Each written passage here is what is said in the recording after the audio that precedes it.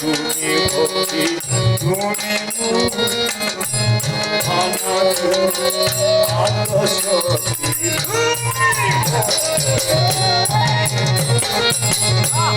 অনাদি আত্মশক্তি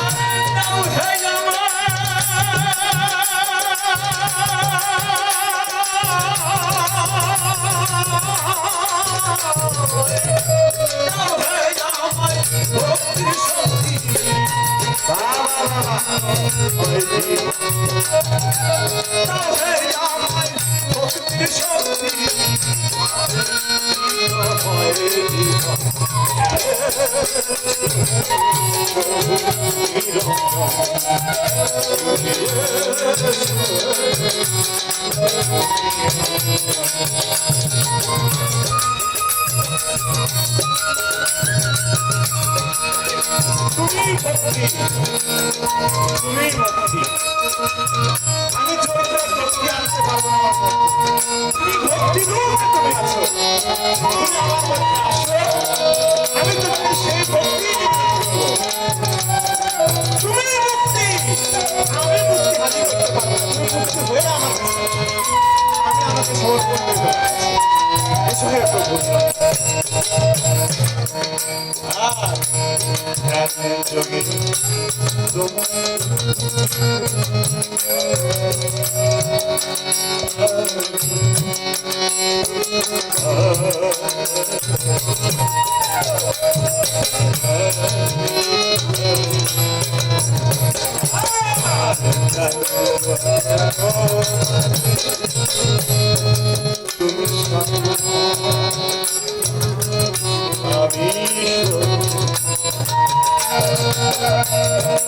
ধ্যান যোগে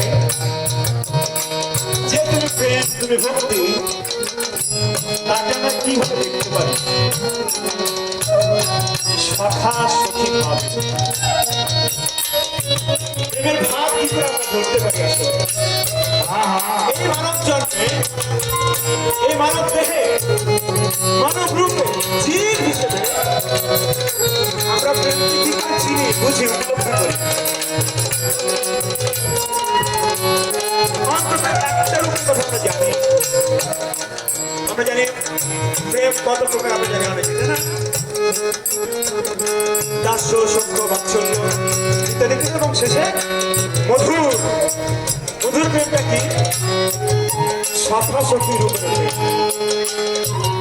সে প্রভুর সঙ্গে সখা সখী রূপে যে প্রেমের তুলনা তার কোনো সীমা পরিসীমা নেই ধ্যান যোগে সেই রূপটা প্রেমের সেই রূপটা আমরা উপলব্ধি করতে পারি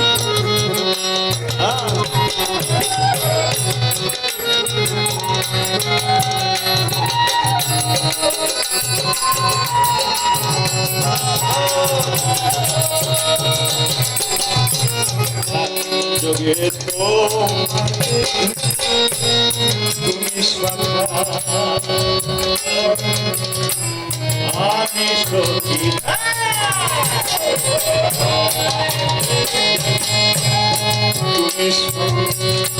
আমি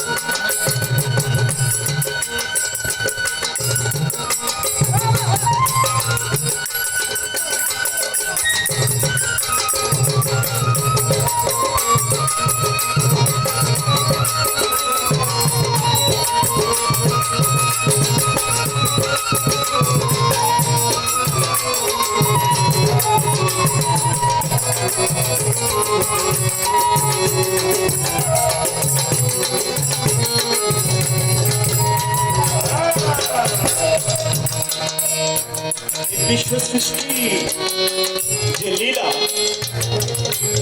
তার মধ্যে যার আমাদের প্রেমের আলাপ করতেছি তার স্বরূপ বোঝা সম্ভব। এই বিশ্ব সৃষ্টির যে লীলা তার মধ্যে তার স্বরূপ নিহিত আছে। যদি আমরা তাকে চিনতে পারি, জানতে পারি, এই বিশ্ব চলাচলের নিয়মটাকে, ফর্মুলাটাকে, সূত্রটাকে, কি করে এই জগৎ সৃষ্টি, কি করে এই জগৎ বিকাশ, কি করে জগতের বিলয় ঘটে, কোন গুণে জগৎ সৃষ্টি, কিভাবে এই জগতের বিকাশ প্রকাশ হয়, তা যদি আমরা চিনতে পারি, সেই চেনার প্রক্রিয়া আমরা দেখতে পাবো। তখন আমরা কোথায়, এই বিশ্বে আমরা কোথায়, এই বিশ্বে আমরা কি, এই বিশ্বের মধ্যে আমরা কি, এই বিশ্ব আমার মধ্যে কি করে আছে, সব রহস্য, সব সম্পর্ক একসঙ্গে আমরা চিনতে পারি যদি এই তত্ত্বটা, এই রহস্যটা আমরা চিনি। সাইজি বলছে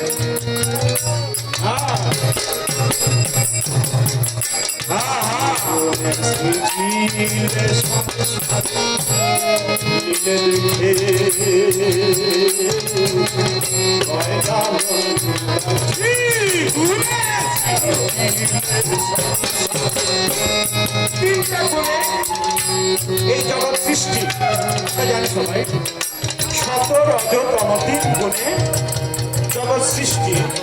এই 3 গুণের সমাহারে, এই 3 গুণের সমব্যয়ে, 3 গুণের বিন্যাসে এই জগৎ সৃষ্টি, শত রজ তম গুণ। এবং এই 3-এর মধ্যে দিয়ে আমরা জগতের সৃষ্টি, স্থিতি, বিলয় 3টা রূপকে একসঙ্গে বুঝতে পারি। যখন আমরা এই দেহকে চিনতে পারি, এই জগৎ মহাবিশ্বকে চিনতে পারি, এবং আমাদের দুইয়ের সম্পর্কও চিনতে পারি। কোথেকে আমরা আসলাম, কোথায় আছি, কোথায় যাব, পুরো ব্যাপারটা ত্রিগুণের দিকে সংসার, এই সংসারে গুণটা চিনে পারি। কেন এই কথা বললাম, কেন এই গান আজকে, কেন এই গান আজকে ধরলাম এখানে, তার আরেকটা কারণ আছে।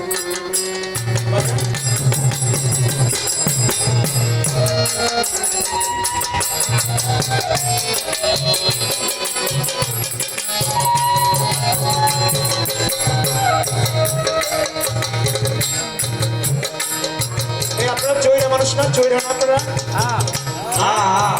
চৈরা তো নদী ভাঙে, ভাঙে পরে বলি পরে ধান হয়, ফসল হয়, আমাদের গায়ে পলি আছে না, মাটি আছে না,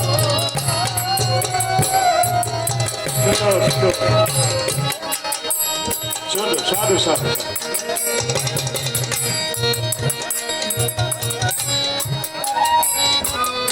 এই যে জগৎ সৃষ্টি, এই জগতে নিয়ম আছে, ফর্মুলা আছে। সূর্য আলো দেয়, চন্দ্র জোয়ার ভাটা ঘটায় না, ঘটায় তো। গাছপালা রাতের বেলা দেয় কার্বন ডাইঅক্সাইড বেশিরভাগ, দিনের বেলা দেয় হচ্ছে অক্সিজেন। বহু রকম সূক্ষ্মাতি সূক্ষ্ম জীব জীবাণু আছে, চোখে দেখি কি না দেখি, তাই না? সপ্তর্ষি মণ্ডল সব অসংখ্য অযুত নিযুত তারা নক্ষত্র আছে। সব কিছুর সঙ্গে আমাদের এই শরীরের সম্পর্ক, আমাদের এই শরীরের সম্পর্ক, এই বিশ্ব চরাচর যা কিছু দিয়ে সৃষ্টি, সব কিছু আমাদের শরীরের সঙ্গে সম্পর্কিত। জোয়ার ভাটা, শরীরে জোয়ার ভাটা আছে, আলো, যত রকম শক্তির রূপ আমরা দেখি, সাধু সাধু, যত রকম শক্তির রূপ আমরা দেখি, সকল শক্তির একটা নিয়ম বিন্যাস।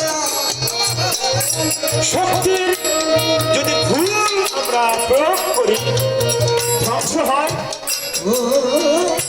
বোমা মারলে মানুষ তো মরে, যে যেই কেমিক্যাল দিয়ে বোমা বানানো যায়, সেই কেমিক্যাল দিয়ে জীবন রক্ষা করে ওষুধও বানানো যায়। আমরা কোনটা বানাই? খারাপ মানুষ যুদ্ধ ব্যবসায়ীরা বানায় বোমা, আর মানুষের কল্যাণার্থে আমরা বানাই ঔষধ কিংবা আরো নানান জিনিসপত্র। এই যে শক্তির ব্যবহার, সে আমাদের শরীরের শক্তি হোক আর জগতের শক্তি হোক, জোয়ার ভাটা হোক, নদীর পানি হোক, উদ্ভিদের বীজ হোক, বর্ষার পানি হোক, সূক্ষ্ম সূক্ষ্ম রোগ কি বলে যে জীব জীবাণু হোক, নানা রকম শক্তির নিদর্শন আকারে জগতে হাজির। এই সকল শক্তির মধ্যে যে সম্পর্ক, সেটা একটা সুন্দর সাম্য রূপ আছে, যাতে জগৎ সুন্দর হয়, যাতে মানুষ সুস্থ থাকে। সুস্থ মানে কি? একটু মনোযোগটা বাড়ান বয়সে যখন কথা বলি। সুস্থ মানে কি? সতে অস্ত থাকা।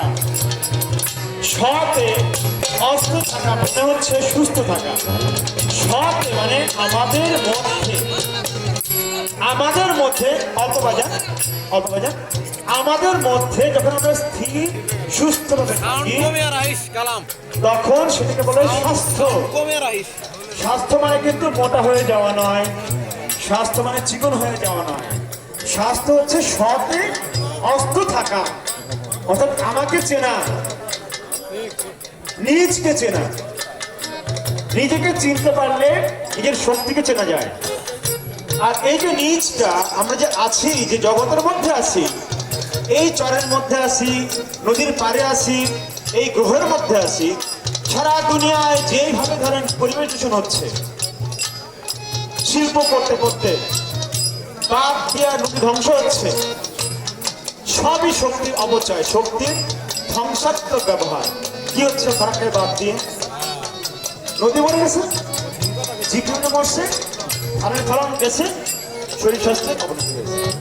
এই যে শক্তির ব্যবহারটা, জগতে যেভাবে শক্তিটা আছে, তাকে না চিনে ব্যবহার করলে, তাকে ভালোবেসে ব্যবহার না করলে, তাকে শ্রদ্ধা করে ব্যবহার না করলে, সেটা আমাদের অস্বাস্থ্য নিয়ে আসে, অশান্তি নিয়ে আসে। এটা অকল্যাণ, অমঙ্গল, অপ্রেম। ফলে এই শক্তির রূপটা চেনা দরকার, আসে না কাজে?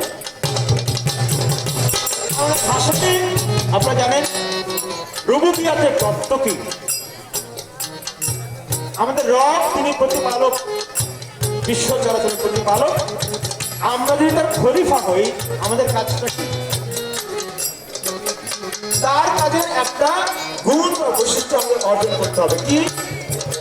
আমরা এই বিশ্ব চরাচরের সকল কিছুর যত্নটা করব, সকল কিছুর মূল্যটা আমরা জানবো, বুঝবো, তাকে ভালোবাসবো, তার শক্তির সঠিক ব্যবহার করব। তাতে আমরা পরমকে, খোদাকে, আমাদের আল্লাহ হরি যা বলতে চাই, তাকে আমাদের তার প্রতিনিধি হওয়ার যোগ্যতা তখন আমরা পালন করলাম। তা না করলে আমাদের কোনো সাধন ভজন কোনো কাজে লাগবে না। তাই এই তিন গুণের ব্যবহারটা আমাদের জানতে হবে।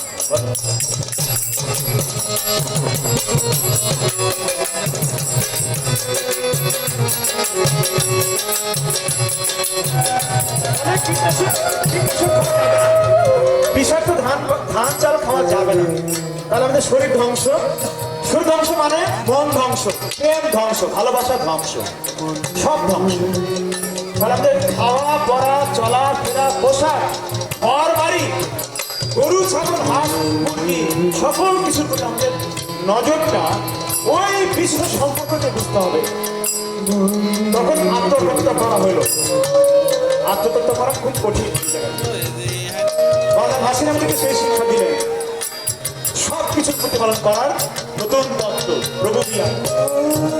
আমরা সেটা শিখতে পারি সবাই। আমরা এই কথা বলে গাড়ি শেষ হবে।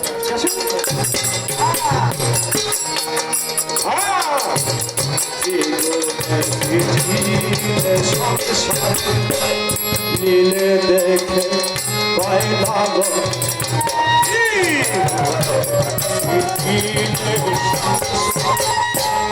দিলে দেখে কয়লালো সজ্জাতুল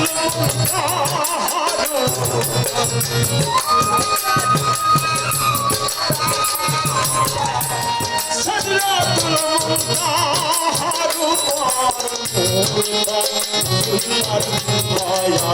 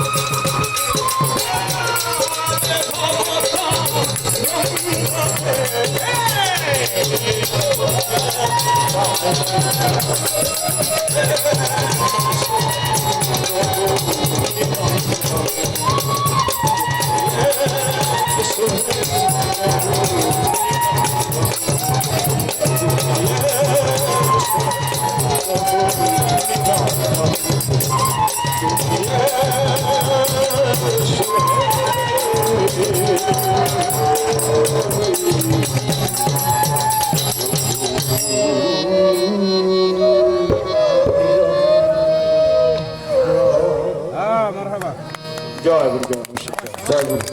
আমি অনেক সময় নিয়ে ফেলছি। আরেকটা